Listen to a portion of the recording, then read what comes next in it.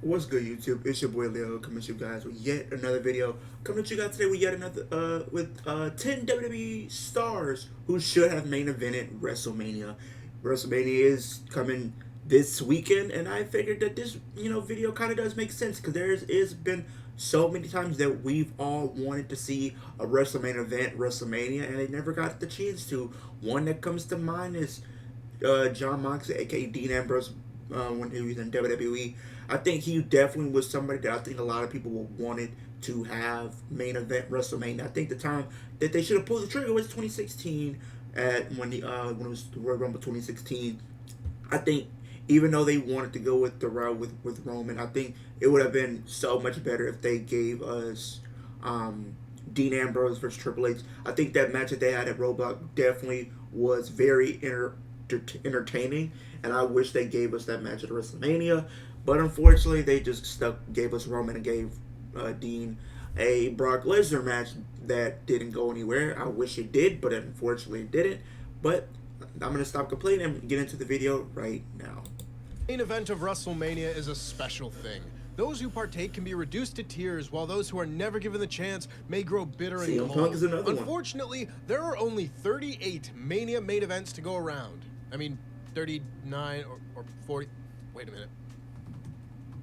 41 and counting Mania main events. Stupid two-night Manias. And for as much as WWE like to tout for a generation that their shows had 4 main events, proper main event status has always been saved for those who close the shows. Yep. WrestleMania is the biggest show of the year, and there are many wrestlers who should have a WrestleMania main event on their resume. Some still have a chance before their careers are done, and for some, we can only look back and wish for better. These are 10 WWE stars who should have main evented WrestleMania. And before we get on with our list, make sure, of course, that you like this video, subscribe, and enable notifications to always on so you never miss a fun list just like it. And make sure to check out the plethora of WrestleMania content we've had right here on the channel this month. Number 10, Seth Rollins. Yes, I know, technically, Seth did main event WrestleMania 31 via his legendary Money in the Bank cash-in during the Roman Reigns versus Brock Lesnar match. Yeah. But realistically, as amazing as that moment was, and I truly would not change it for the world, it doesn't quite qualify as a main event for Seth friggin' Rollins the same way it does for Roman and Brock or any other Mania main eventer. Now, the question becomes, when should these re-envisioned WrestleMania main events... Seth Rollins, I'm like to say, didn't Seth Rollins did main event WrestleMania when cashing Money in the Bank? But I think I get what he's saying. He's talking about like, straight up main event, the pay-per-view, like without the briefcase. I can understand that. I do think Seth Rollins is one of those people that I wish would have main evented WrestleMania. I wish they did it in 2019, but I can understand why they didn't do it, because I think they wanted the women to main event that year, and I think they were going to probably put the match between Brock and Seth for the Universal title be like the co-main event, like right before the actual main event. But Brock didn't want to do that, and he wanted just to, get out of there pretty much. So he just had the match going first. They just had the match going first. But I do think Seth Rollins should get, like, before he calls a career, he should get like one main event under his belt, though. I do want to see that. Events take place. There is a level of fantasy booking here at times, like with our first entry. Some of the folks on this list will have had a match that would have made for a pretty good main event, while others are a bit harder to argue for, thus creating a need to change history.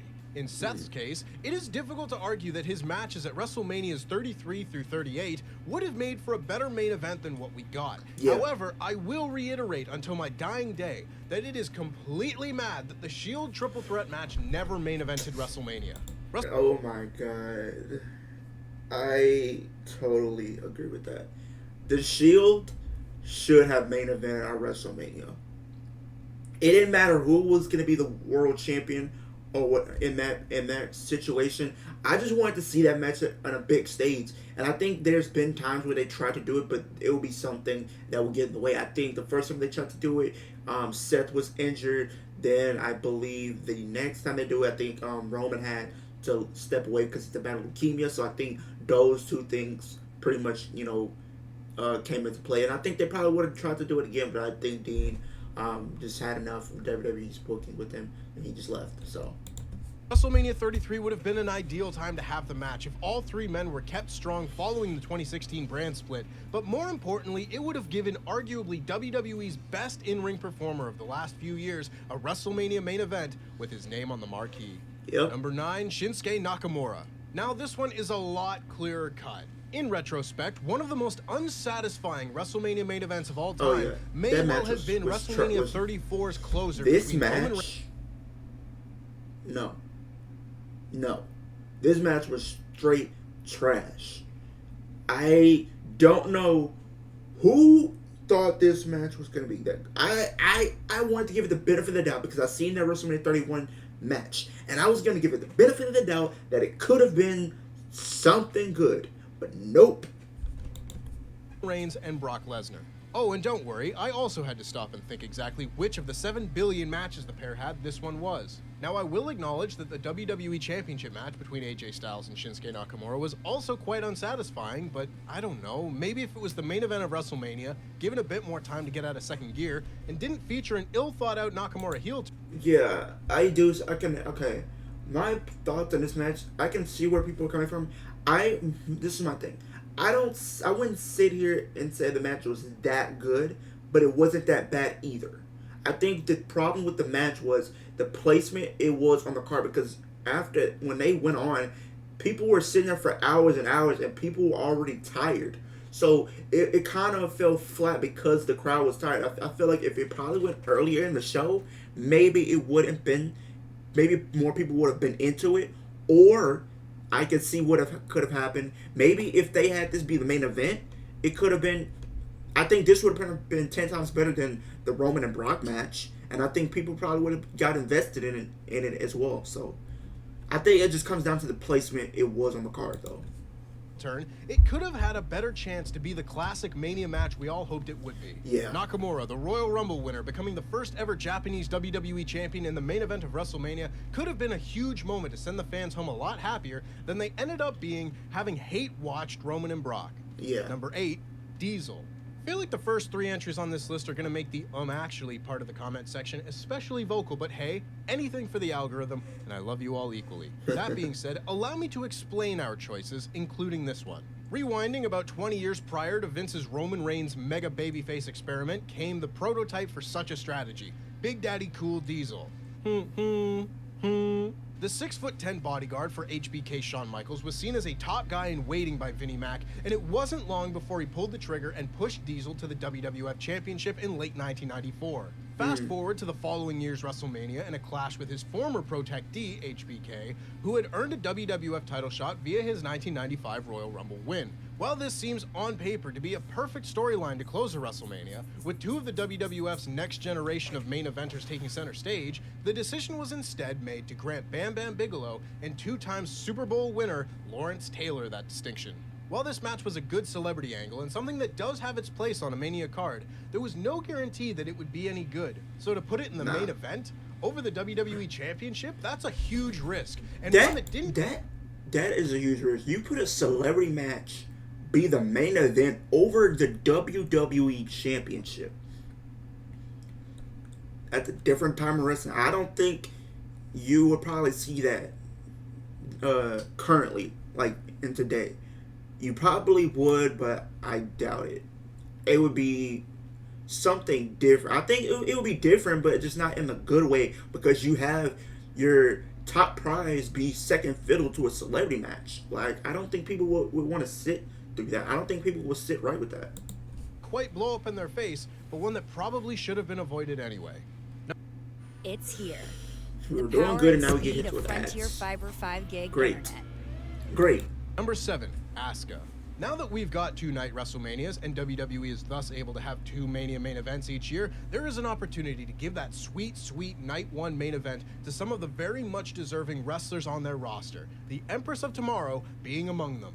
Currently, the list of women to main event at WrestleMania is only 5 names long. Charlotte, Becky Lynch, Ronda Rousey, Sasha Banks, and Bianca Belair to date are the only ones to close out WWE's show of shows, and there are a number of women who should join them. Rhea Ripley may soon be added to the list, but Asuka has been too good for too long to not have earned such a spot for herself. When this should have taken place is difficult to say exactly. I could contradict myself and say Asuka and Charlotte could have main evented WrestleMania 34 over Brock and Roman, or Styles and Nakamura. Of course, you would have to fix the finish of that match to warrant it. Again, what were they thinking? Yeah, what were they thinking? Because they should have just had, Asuka win. If she would have beat Charlotte, then I think she would be in a different, it would be in a different stratosphere right now. She would be on a different level for sure. And I think with her losing to Charlotte, it pretty much diminished, like, her mystique of her character because she went downhill from that. And, and she's back in the title picture now, going after Bianca for the title at WrestleMania. So I do think she's probably going to win it there. But if they do that again and they pull this, I will be very confused. I would be very confused, but at least with this one, I would be more upset. With Bianca, it's different because the way they built the story is really not no story. So the way you look at it, it can go either way. This one, it should have been completely one-sided. Asuka should win, but they didn't do that. They didn't do it, and she's pretty much haven't been the same since. Shinsuke and Asuka both losing. What is your problem there? And also, if you would have booked this as the main event and Charlotte would have won, people would have booed. People would have been irate. Spiting Triple H in NXT truly was his favorite pastime. But whether it was in 2018 as the first women's main event or any time since then, Asuka has always been worthy of a place among the company's very best. Number 6, Jeff Hardy. In an ideal world, the top good guy should face the top bad guy in the main event of WrestleMania. You could absolutely make the argument that in late 2008 and 2009, Jeff Hardy was WWE's top good guy. He main evented SummerSlam 2009 and was WWE champion when the calendar ticked over from 08 to 09, and at that time, there were big plans for Hardy and a returning star from his past. For those who don't know, the original plan for Jeff Hardy's mystery assailant leading up to the 2009 Royal Rumble was not supposed to be his brother Matt. Rather, the man who tampered with Jeff's pyro, ran him off the road, and attacked him in a stairwell the night of Survivor Series was meant to be the returning Christian, and a story that would continue with the members of the first ever tag team ladder match leading up to WrestleMania 25. Why didn't that happen? Well, because fans figured it out. Chants of "We Want Christian" rang out, and thus WWE changed course, had Matt attack his brother, with the WWE Championship match ending up on the Triple H Randy Orton program for Mania. That match sucked. Instead, allow us to rewrite history so that Christian did indeed attack Jeff Hardy in his return to WWE, setting up a more favorable WWE main event match for WrestleMania involving WWE's hottest babyface and the rest of this menagerie of TLC combatants. Number 5, Rey Mysterio. The soon-to-be WWE Hall of Famer Rey Mysterio was the story of WWE in early 2006, outlasting 29 other men to win that year's Royal Rumble, riding the emotional wave of support following Eddie Guerrero's untimely death months prior. So with such an emotional story in tow, you would expect it to be the closer of WrestleMania 22, right? Especially compared to that year's actual main event between Triple H and John Cena, a match built around the idea of rock versus rap. Granted, a star pairing, however, one that lacked the same narrative weight that Rey's quest for the gold did. Even worse, the eventual triple threat world heavyweight title match between Kurt Angle, Randy Orton, and Rey Mysterio didn't even hit the 10-minute mark. A fun watch for sure, but one that, given the story that preceded it, could have received more time and easily This match didn't even make 10 minutes? I thought this match was longer than that. What are they doing? I think Rey Mysterio should have main evented WrestleMania. I really do. I think this match should have main evented that year's WrestleMania over the WWE Championship. I know that probably seems a little cliche, but I think it should have main evented that pay-per-view for WrestleMania 22. I think it would have sent the crowd home happy for sure because you get that feel-good moment, but. It sucks, man. It really does suck. And the same thing with the Jeff Hardy situation. Pretty much he was supposed to go into the WrestleMania as WWE champion and face Christian, which would have been very great to see because Christian would finally get his due of never getting the chance to be the WWE champion. So I would have personally liked to see that, but I guess since the fans found out, they had to call an audible. But it just didn't make sense to have his brother be the one to screw him over. Close the show.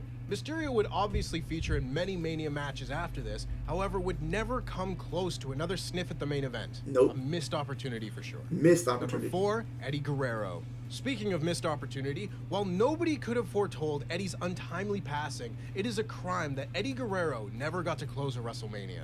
The closest Guerrero came was, of course, 2004, where fresh off defeating Brock Lesnar for the WWE Championship at No Way Out, Eddie walked into Mania 20 as champ, defending against Kurt Angle. It wouldn't have had to be at that Mania that Eddie main evented, as it's hard to argue that the world title triple threat wasn't the right choice on that night, but Eddie Guerrero is simply one of those people that WrestleMania itself would have benefited from having its main event at some point. You could also make the argument, with hindsight being what it is, that having Eddie and Kurt close out WrestleMania 20 would make that show a lot easier to rewatch for obvious reasons, but there's a contingent of the comments section that seem to get real riled up when you suggest changing any great Benoit moments, so instead I'm just gonna move on. Why?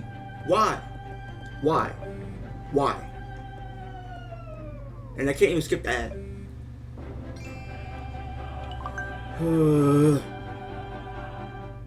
What if you could do SEO I might have to smarter upgrade to this and YouTube faster? Premium. With Wix, probably you gonna can have edit to. your meta tags.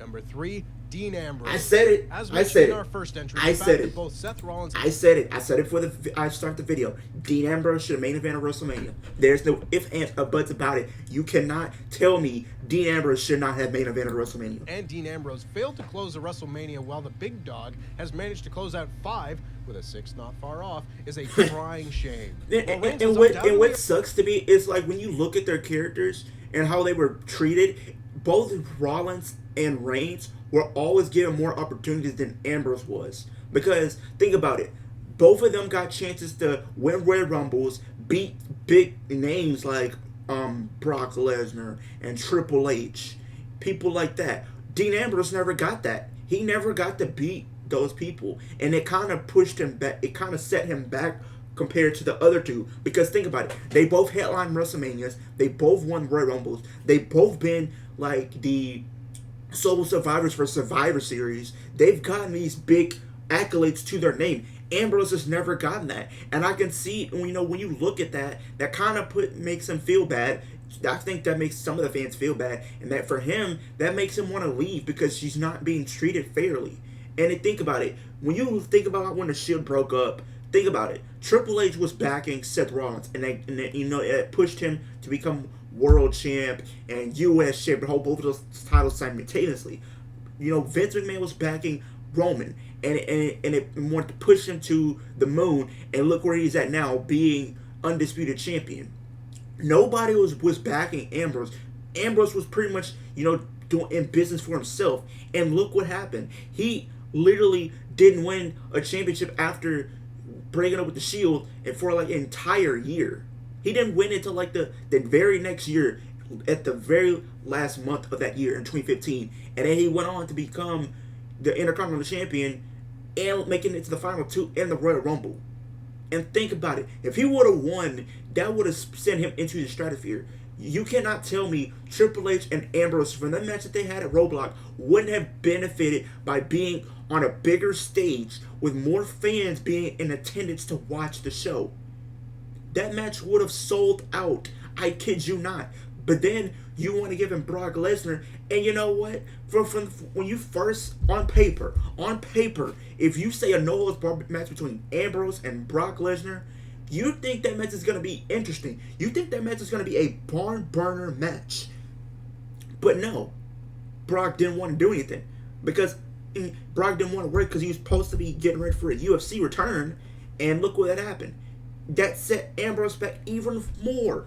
And I think the only reason, and me personally, I feel this might sound a little mean when I come off with this. I think the only reason why Ambrose really got the WWE Championship was out of pity because of after that match. I think Vince just gave him that title out of pity. He earned that right. in recent years anyway. God. Many of his main event appearances were distinctly unworthy in retrospect. Yeah. Take Mania 32, for example. Yeah. Ambrose was clearly the more over of the two and Exactly. could and should have challenged Triple H for the strap. Exactly. I was in Roadblock. I know firsthand how great their I match was. watched it. But no, it was Reigns. Ambrose instead got squashed by a grumpy Brock Lesnar. Again, I am drawn back to WrestleMania 33. Unacceptable. I will bang the Shield triple threat drum all day long because it is simply inconceivable that Me and you after both, all the man. hype that went Me into and you drafting both. Seth Rollins and Dean Ambrose first and second to Raw and SmackDown in 2016, And I thought that. by the time And I thought when they did the draft and then, Rollins and, Ambrose were 1 and 2, I thought that was going to lead to something big down the line for them. And it sucked that they never really got to pull the trigger on it. And if you see this clip right here, this picture right here with the Intercontinental Championship, he got put on the pre-show. While Roman and Rollins were on the main card in the high-profile matches. He got stuck with Baron Corbin on the kickoff show. And you know what's funny? Here's a fact for you. This was his very last WrestleMania before he called it a quit and left WWE. When we got to Mania, Dean was defending the IC title against Baron Corbin on the pre-show. And you know what's worse? This was Ambrose's final Mania appearance, missing 34 due to a triceps tear and sitting out on 35 due to his impending WWE exit. The fact that WWE never took the chance to pull the trigger on an all-Shield triple threat world title match at WrestleMania is simply inconceivable. Exactly. Inconceivable, I say. Number 2, Ric Flair. Now this one, I mean, seriously, what were they thinking? Fresh off winning perhaps still the greatest Royal Rumble in history in 1992, Ric Flair was headed into WrestleMania as WWF champion and carrying a ton of momentum as the company's new top heel. Flair was a truly one-of-a-kind attraction, and for the first time, WWF had a potential blockbuster match to end all blockbuster matches in their grasp: Flair versus Hogan. The wrestling world's two undeniably biggest stars, the grandest stage of them all, the WWF Championship. Wow. Truly one for the ages. The stage was set, and what a match it was. And they didn't do it. Instead, bafflingly, keeping Flair and Hogan separate so they could book Flair versus Randy Savage in an admittedly great match, and Hogan versus Sid Justice. Oh, and to make matters even worse, it was Hogan and Sid that closed out the show, not the WWF Championship match. This still infuriates me to no end. No wonder Flair didn't hang around long enough to get the chance to main event another WrestleMania during his peak. By the time Flair was back competing at WrestleMania, his time in the main event was sadly long gone. Out of all the omissions, this one is still potentially the most baffling. Number 1.5, Sami Zayn and the Usos. This is my plea to WWE for this weekend. After all the work that has been done on this Bloodline story... Yeah, I think this match has to main event WrestleMania. I think for night 1 it has to main event. Now I can understand what people are saying. Rhea Ripley, she won the Royal Rumble and she should be able to main event because that's the caveat of winning the Rumble. You get that main event. I understand that, but I think when you look at it from a story standpoint, it only makes sense to have the Usos and Sami Zayn and Kevin close night 1 of WrestleMania for the tag titles. It would put more emphasis on what could, and it makes the I feel like both nights should be centered around the Bloodline. From night 1 main event to the night 2's main event should be centered around the Bloodline. I do think it should be about that. And I think, having the tag titles be on the main event, that would definitely do something for the tag titles, because I think a lot of people would love to see the tag titles be a main event. I don't think I've ever seen the tag titles ever main event a WrestleMania. I don't even think they even main evented a pay-per-view.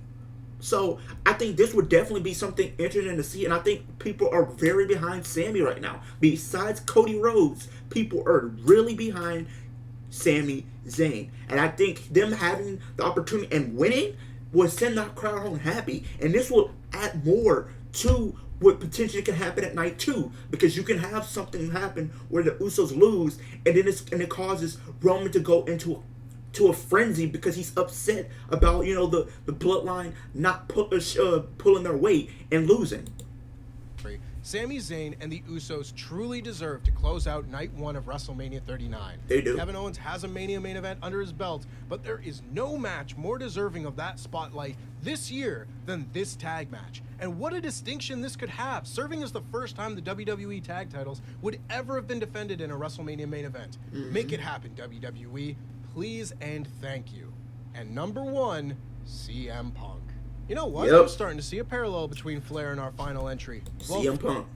CM Punk should have main event WrestleMania. I think the time they should have did that was probably WrestleMania 30. I think if they would have given him time off, you know what? Screw that. He should have main event at WrestleMania 29.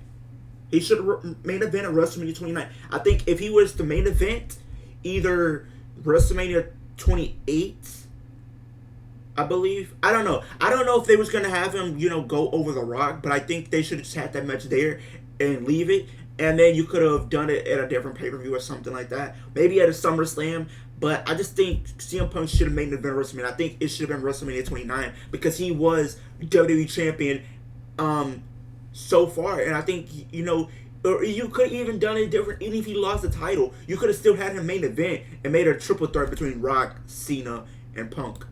Flair was overshadowed by Hogan during his WWF title run. The same could easily be said for CM Punk throughout much of his time as WWE champion between 2011 and 2013, constantly being portrayed as a lesser attraction than John Cena. This was evident on numerous occasions in 2012. Just look at any pay-per-view in the first half of the year. Cena was constantly above Punk in the card, despite not carrying WWE's top prize. Exactly. Cena versus John Laurinaitis at Over the Limit 2012 main evented over CM Punk versus Daniel Bryan, and I simply do not have the breath necessary to it.